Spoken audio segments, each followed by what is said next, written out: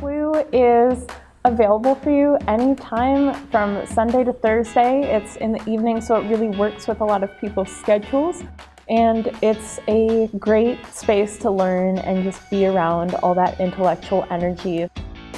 College is a hard time for everyone, and just coming to C.L.U.E, you find that everyone else is also going through the same thing and you're not alone in it. You can get support and it is always available to you.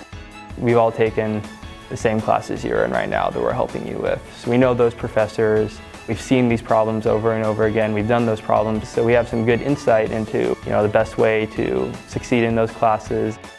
I think that all students could benefit from tutoring. It's not just students that are struggling in classes. You could really, say, develop your writing by going to the writing center. If you're struggling for math in, say, an econ class, you could go to the math tutors. They're very versatile.